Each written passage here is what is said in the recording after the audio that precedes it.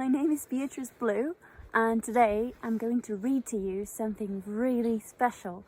It has a lot of magic and it's called Once Upon a Dragon's Fire. And it talks about how dragons got their fire. Are you ready? Let's go. Once upon a dragon's fire.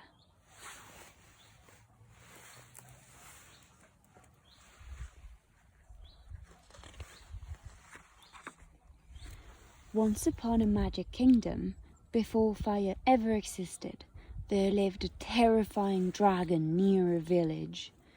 No one had ever seen the dragon, but everyone knew all about him. For it was written in books that he was so mean he ate kittens for breakfast. He was so scary he made children scream. And he was so evil that he blew huge storms out of his jaws, which was why it was always so cold. Everyone was scared of the dragon. Everyone except for Freya and Silas. They loved reading stories about the dragon out loud to each other.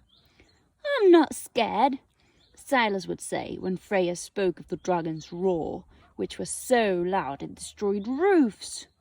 "I'm not scared either," Freya would say when Silas read about the dragon's long, sharp claws and terrifying teeth. Reading about the dragon was their favorite thing to do.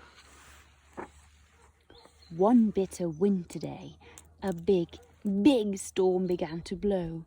It was so cold that all the warmth left the town and no one could bring it back. "This storm must be the dragon's fault," Silas said. "Enough is enough," Freya answered. "We have to do something." Both of them were agreed. This bad dragon must be stopped. So the two of them set off to the high windy mountain. When they got to the top, they found a cave. Two big yellow eyes shone out from the dark. "I'm not scared," Silas whispered. They stepped inside. And they saw the dragon. But he didn't have long, sharp claws. He didn't have terrifying teeth. And he didn't roar so loudly that roofs were destroyed. In fact, this dragon wasn't scary at all. He was just cold, scared, and very, very lonely. "We need to help him," said Freya. Freya and Silas knew that when they felt sad or lonely, there was one thing that always made them feel better. So they snuggled close to the dragon and began to read.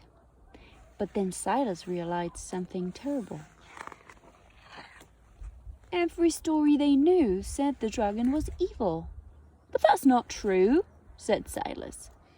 Then Freya had an idea. "What if we make up a new story?" she said. Once upon a magic kingdom, there lived a very beautiful dragon, Freya said. Everyone loved him because he was so kind. He always reminded people to stay together and be good to one another. As Dragon listened to the new story, a warmth started to grow deep in his chest.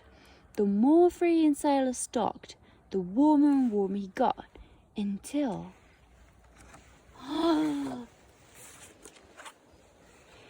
the warmth burst out of him into flames. It was the first time a dragon had ever breathed fire.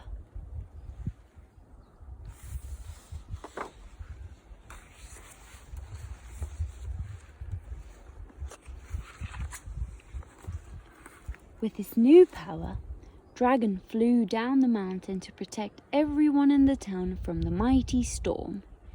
He warmed up all their homes and all their hearts. From that day on, dragons carry fire inside to remind us of something very important. That we can only truly discover something with our own eyes, and that even on the coldest days, a spark can come from something as tiny as a new story.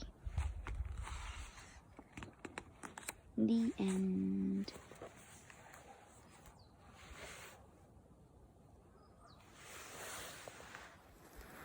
Thank you so much for reading Once Upon a Dragon's Fire with me. I hope you really liked it and that you had some fun.